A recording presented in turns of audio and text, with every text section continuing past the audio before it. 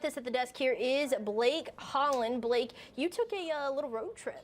I did. I went to Tyler State Park earlier this week to get an inside look at their brand new park headquarters and interpretive center, which essentially is a visitor center that they're building in Tyler State Park. So if you've been to Tyler State Park, you know they have great facilities, but many of those buildings that are still in use today were built when the actual park was built way back in the 1930s. So to get into what we're talking about here, we have to talk about the history of Tyler State Park. So it does stretch all the way back to the 1930s. The Civilian Conservation Corps actually built the park itself. So what was the CCC? Well, you have to think about where we were economically speaking in this country in the 1930s. The Great Depression, 25% unemployment rate among young men, and people needed jobs. And so FDR, the president at the time, established the CCC, which basically gave young men an opportunity to provide for their families while also building some very beneficial things that are still spread all across this country today.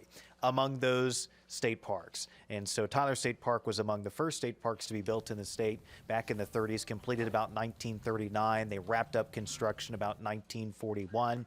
And so since that time, of course, there have been some upgrades, some new facilities, but at the same time, they needed to update things.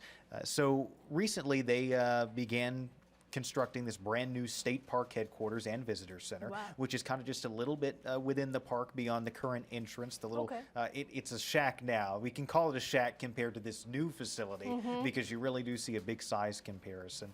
And so we're getting an inside look at that facility, and we will show you that later on tonight on the news at 6. But one of the interesting things that will not make the story tonight, this is what I want to get into. That is ETN type stuff. This is the type of thing we do here. We wanted to talk about one of the historical displays inside the visitor center. So to kind of paint the picture, this new interpretive center, you walk inside and there are all these displays that tell you different things about Tyler State Park and about the history of that park. Well, is that what we're looking at? That's it. So this particular display talks about something I found rather interesting, and that is at one time there was a ban on a dance called the Bop at Tyler State Park. So what is the Bop? Well, the park superintendent didn't necessarily know, so I had to do a little research. That actual plaque you see inside the museum there, and I call it a museum, the visitor center, that plaque right there, I'll kind of read it off to you here because you can't really see it. But it says the original CCC design for the park included a terrace for dancing and a grill for snacks. There's actually a jukebox out on the terrace, so you could see all of these people dancing. I think you saw that shot earlier. Everybody, you know, having a good time at the state park. And during the 1940s and the 1950s, this was really a thing to do for people. Head up to Tyler State Park, especially young people, and do some dancing. Well, in the 1950s, a particular dance called the Bop became popular. And Can you do the Bop? no, I will not be. Can we get a live demonstration of the Bop? If it wasn't appropriate for the park, it's not appropriate for this stream. So in 1956, which was the photo that we saw a bit ago of the folks dancing there, if you look closely at that photo, there is a sign that says no bopping. People were not allowed to bop at the time. And so what was the Bop, right? So from my research, it's actually a dance you do on your own, which is kind of hard to believe that you could be that inappropriate on your own, but they thought you could. And basically it's a dance. Let me go to my research here. You twist your hips and you sway your body in double time, meaning you perform the particular move twice as fast as the beat that you're dancing to. That was deemed inappropriate for people at the time. According to the little plaque there, was actually an article about this in the Amarillo Globe-Times. I looked for it. I couldn't find it. Probably something in the state archives. But basically, in essence, it said that the specifics are pretty vague, but the general tone is clear. They said bopping was just too sexy for young people. It's just too much. And therefore, it was not allowed at state parks. This was common across all state parks, by the way. It wasn't specific to Tyler State Park. But as a part of this... specifically was part of Tyler State Park. Yes, exactly.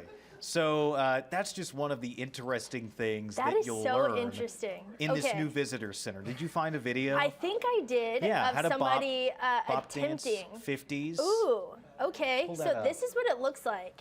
This, it says, is the 50s how to bop. And I think he's doing this in half time right now because he's trying to teach us, Because remember, you're supposed to do double time. So maybe he's trying to put it all together because I saw some hip thrusts. Yep. Oh, that's this way is the inappropriate. bop. Highly inappropriate. Cannot believe that we are now allowing this to happen. I can't believe we're showing this.